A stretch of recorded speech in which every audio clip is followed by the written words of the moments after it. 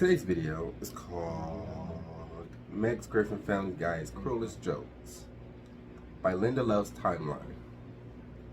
Link in description. Check it out. They make hella videos.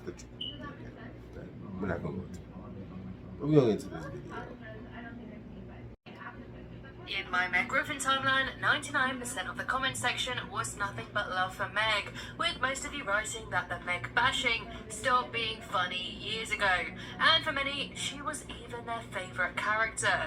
And while Family Guy is a cartoon and her abuse is written in for laughs, that doesn't mean we can't feel some empathy for her. And I think one of the reasons why people connect with her so much is because most of us have felt like a Meg at least once in our lives.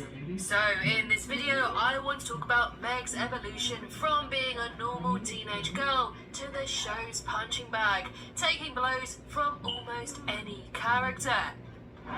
But first, a huge thank you to this video sponsor, NordVPN. 4. Get NordVPN today. Meg in the beginning. At the beginning of Family Guy, Meg wasn't really the character she'd come to be. And I mean quite literally. She wasn't even played by the same actress, with Rachel McFarlane and Lacey Shaber both taking a stab at the character before Mila Kunis settled into the role in season 2. It's just not fair. I finally get a date with Kevin, and he gets vaporized. The eldest of the 3 Griffin kids, Meg was a relatively standard teenage girl attending high school in those early episodes. Most of her plotlines were riffs on traditional teenage storylines, albeit with the dark twist that Family Guy is famous for. Meg got a job as a waitress and claimed that Stewie was her drug-addicted child, and she even got a love interest that she wanted nothing to do with in Neil Goldman.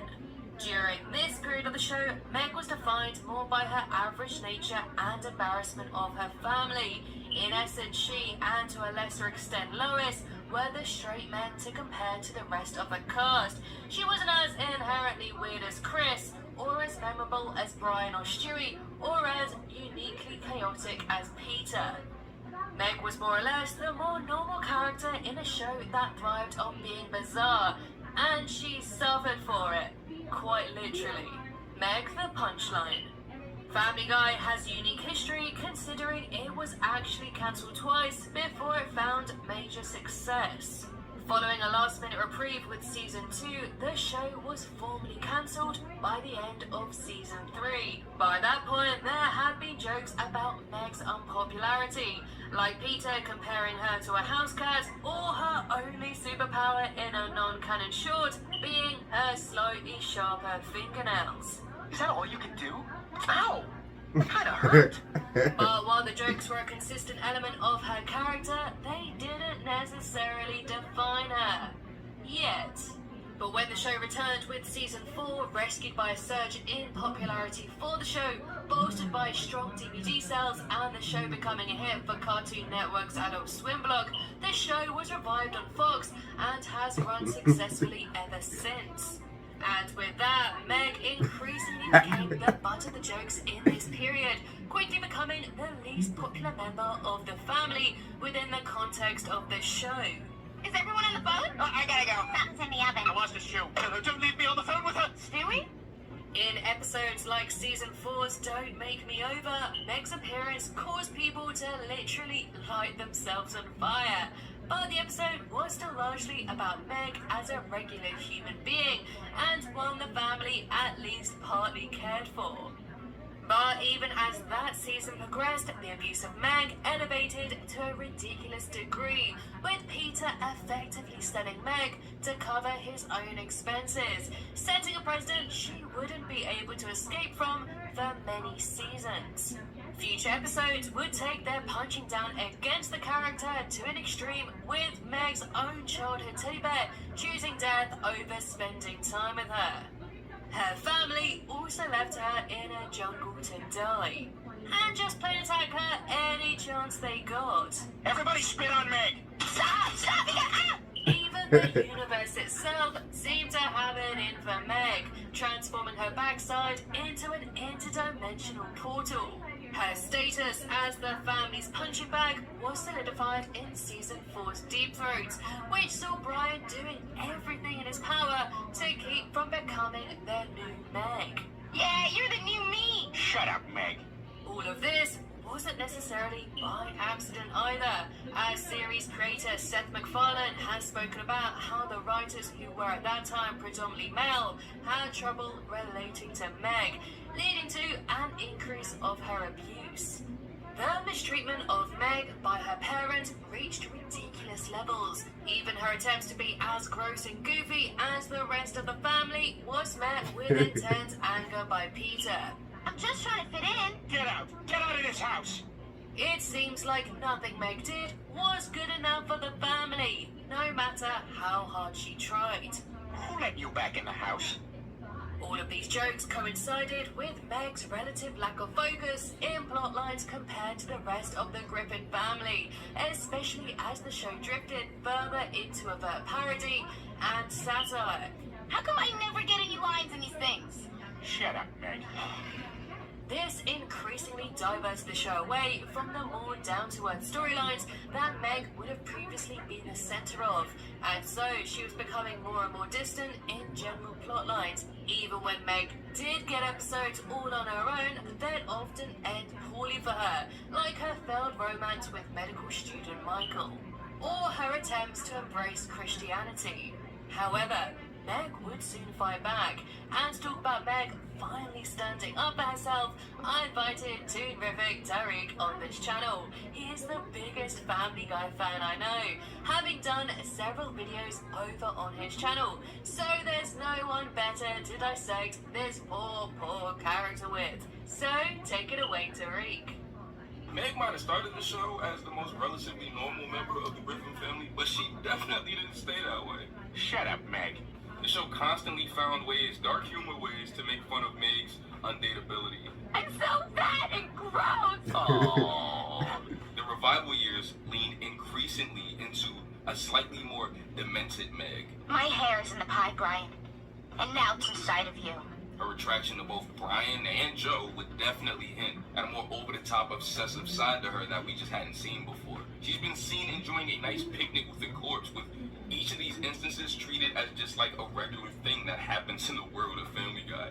When Lois tried to seduce her boyfriend in season 8, Meg didn't run off. She stood her ground and revealed how wild their relationship really was. I'll do anything. You don't know me. This was actually the period where Meg slowly began to stand up to her family, something that the earlier incarnation of the character would never even be capable of doing. Season 8 stopped Meg for murder, so Meg faced consequences for her latest love interest, a prison inmate. After serving some time in jail herself, Meg comes out with a willingness to deal with all of her problems head on. She beats up her bullies, attacks her father, and genuinely becomes the primary force in her family's life for a change. Meg was eventually talked down from the ledge by Brian, but it was a good indicator of the kind of rage that just kind of simmers and boils up in Meg. Other episodes will see her lash out, beating a man senseless after being teased and egged on by Peter and his homies. This more defiant stance towards her family in general comes to a head in season 10's Seahorse Seashell Party. Oh boy, this one. While a hurricane traps them in the house, Meg finally lets loose with her anger over their treatment of her over the course of her life. Maybe show me some kind of kindness by not jumping on the Let's Get Meg family bandwagon. It's a rewarding scene for fans and for Meg herself, finally to be able to stand up for herself. But afterwards, she just kind of quietly agrees to being the lightning rod for hate again. Meg in the modern day. Towards the end of the show's first decade, Meg's involvement in the show grew, and while she may still be the most downtrodden member of the family, she was at least getting involved in their shenanigans. Her darker side grew as well, to the point where Meg was dragging a corpse around as her new boyfriend. It allows Meg to at least not always be the butt of the joke, but instead be a part of the weirdness of the world around her, which is at least a big step up. This added dimension to her character would at least allow her that edge that many of the characters had for years, so it's all starting to level out a bit. While she's still neglected by her parents and regularly insulted at school, she's achieved some very great things.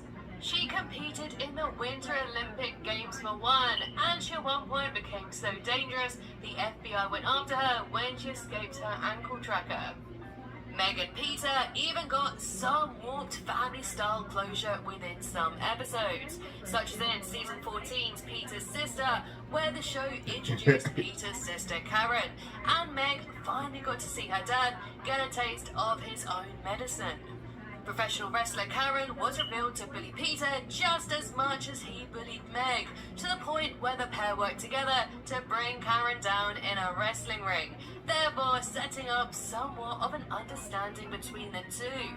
I still love you, Dad. I love you too, Meg. Since then, Peter is overall less confrontational with his daughter, with some exceptions. Okay, Meg, if this is you, what's your birthday? March 23rd. I have no idea if that's correct.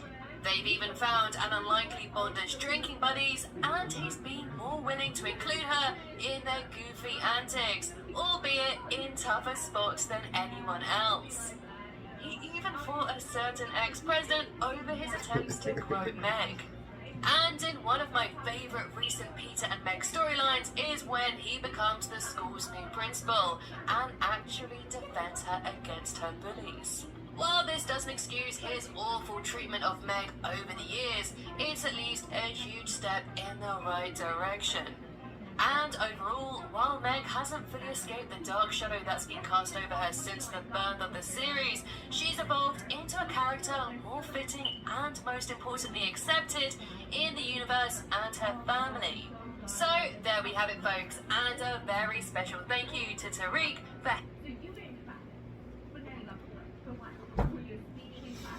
Oh my god. Okay, so I'm not gonna lie. Oh shit. Meg is the best character after Stewie. Or is it before? It's after. Stewie is the best character. In fact, my opinion on it. But if you like this video, you know what to do. I don't gotta tell you what to do. But I'll catch you in the next video, which is tomorrow. Yes, which is tomorrow. Maybe. We'll see.